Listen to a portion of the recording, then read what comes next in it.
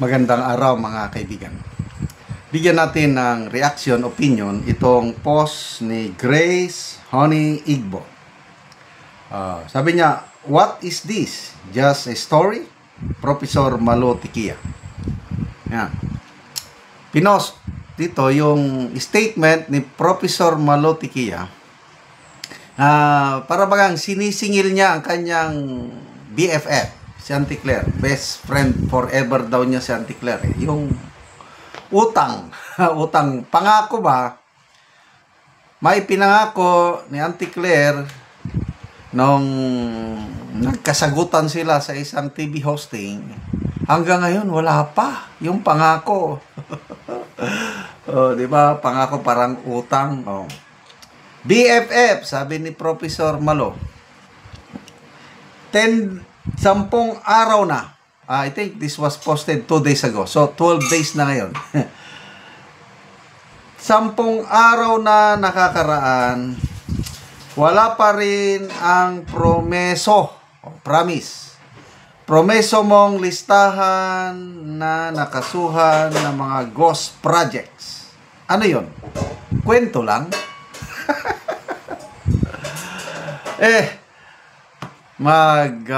Sobra 1 taon na ba si Auntie Claire sa kanyang trabaho? Ganyan palagi ang kanyang style Pag may tinatanong ng media na hindi siya nakapaghanda, wala siyang maisagot. So, mga data, mga papeles.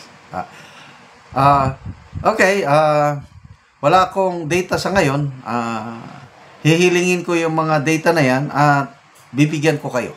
Ganun lang. Then, next question. Ganun palagi ang kanyang style. Maalala ko yung meron siyang press briefing tungkol sa cleared barangays ng Polvoron. Polvoron clear barangays. May nabanggit siya na yung 4,027 barangays were cleared of Polvoron. Tinanong siya ni Eden Santos, ano pa ba yung mga barangay na na-clear ng Polvoron? Pwede bang bigyan nyo kami ng data? Sige, sabi niya. Kunin ko ang data, bibigyan ko kayo. Uy, natupad. After few days, nagbigay ang kapal. Ganyan, no? So, binigay sa mga media. Mautak si Miss Eden Santos. By the way, nasaan na ba si Eden Santos? Di ba nakabalik siya sa Malacanang beat? Bakit hindi ko na naririnig yung boses niya, hindi nakikita? Ang pumalit na sa kanya na nagtatanong ng mga mahirap na tanong, si Miss Kat Domingo, ABS-CBN. Ang tapang nung reporter na yun, batang-bata. ala Eden Santos din. But anyway, nung nakuha na ni Eden Santos yung sinasabing report ng cleared, Polvoron clear barangay, pinag-aralan, grabe kalahati doon sa ganyang kakapal, ang kalahati, mga blank. Blank bond paper, ano ba yan? So palpal na naman siya Auntie Claire. Sabi niya, trabaho ko ba yan? PDEA ang gumawa niyan binigay lang sa amin. Hindi ko trabaho yan.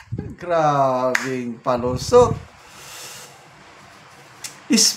Paras press officer ka? Ikaw ang nagpromesa na bibigyan mo sila ng data? Kung masinop lang sa trabaho si Auntie Claire, pagdating sa binigay ng PDEA, hindi ba buklatin mo lang, tignan ko nga yung listahan. Kasi nga 4,000 barangays, ang dami. Kung ako yung spokesman, magkaka-curious din ako, malalaman sa pagdating ng PDEA report, igaganon ko para alam ko. Lumalabas sa kanya, hindi.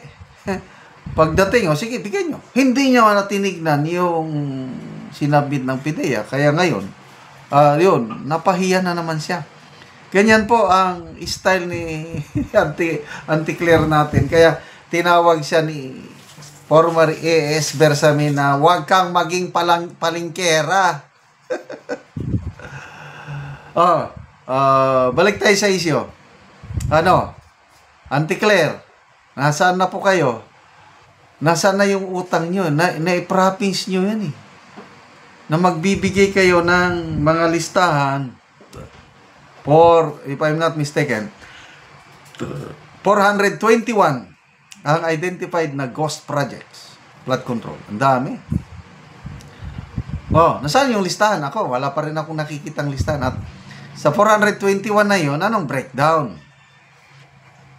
Ilang projects na ang na-investigate, na-inspect ng ICI? Ilan na ang nakasuhan? Ganon sana kung totohanan itong administrasyong ito.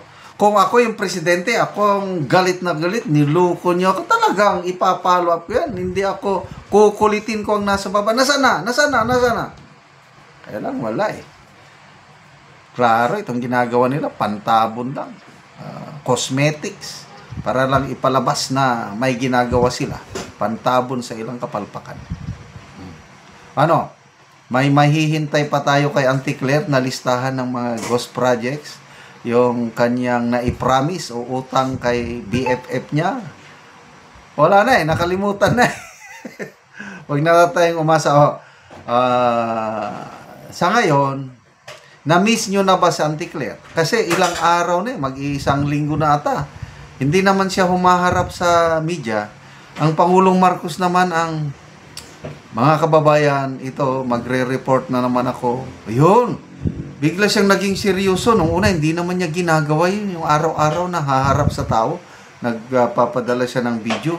Ngayon, grabe, Parang, ngayon lang siya nagsisimula magtrabaho. Maalala niyo si Tatay Digong nung pandemic. Halos araw-araw yung cabinet meeting niya, yung anong mga ginagawa, live stream. Kaya ako, bilib ako sa leadership ni Tatay Digong na monitor natin ang anong ginagawa niya. Ito ang Pangulo natin. Wala tayong alam kung anong ginagawa. Bigla na lang magpakita, magbisita ko, ganun lang. Mamaya, mawawala na naman. So, salamat naman. At parang nagiging active ng Pangulo dahil napahiya na siya siguro sa kapalpakan, sa flood control project. Siya nang nagsasalita sa media. So, kumusta si Auntie Claire? Nag-resign ba? O pinagpahinga? Dahil binanatan siya ni Is Bersamin. Kaya, standby ka lang muna. Ano ba? Nagsusumusweldo ba siya ngayon? Remember, kung sumusweldo, kami ang nagpapasweldo sa kanya, wala siyang trabaho. Hindi pwede. Dapat magtrabaho naman siya. Okay, salamat mga kaibigan sa inyong pagsubaybay sa ating channel. Nakakatulong kayo ng malaki sa tribong Talandig ng Bukidnon dahil ang income natin sa channel na ito pantulong po sa tribo. Namimigay tayo ngayon ng mga libreng yero at pako para makapagpatayo itong tribo ng mas maayos na tirahan. Panoorin nyo ang video na ito. Si ate ang natagaan na mo gero. Para gid nga mohuman amo kusina.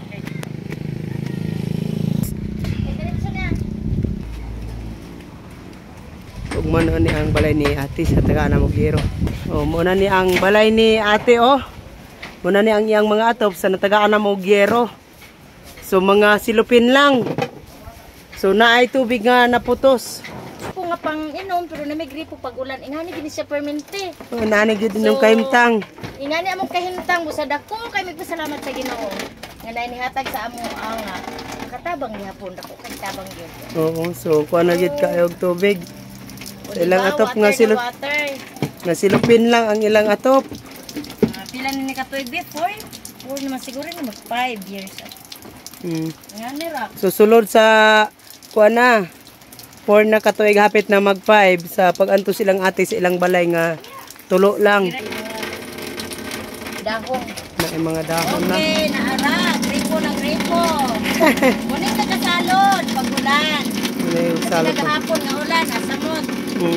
Basta, nagigay, may titignan ko at may Salamat kayo sa Ginoong nagitagaan may ogsen sa labi na sa naghatag yun, naghatod dire. Thank you gig kayo. Taaning sen, thank you kayo labi na apilansang. Nagkakuan gihapon mi. nakatop na gid mi karon kay itaod na magid nila. So, kuha na katuig ti, upat na kapen, hapit na maglima. Hapit na maglima. Sa inyong pag-antos nga perminti lang maulan-ulanan. Sige ra gay mig taod ani og salog na usay agpo baon na lang ni tanan ang salog kay mura Yung man salog. gihapon. Mura man gihapon. Nga sige ra man gihapon tulo kay mo malagi ni na atay income. Nga naman te sa kadugayon na sa inyong pagpuyo, wala mo nakapalit og sen. O sa ingani nga hitabo di magid may pakapalit og sen kay pila ra kita sa akong kauban mais na financing pa. Taman ra saon. Ngod sa kalisod na pila kabuk akong bata diri na ko high school duha na dili lagi ko pagkakuan. Pila day mong anak te? Upat. So kuang gid lisod yun yung panginabuhi. Lisod kaayo na. So salamat kayo te. O sige, salamat.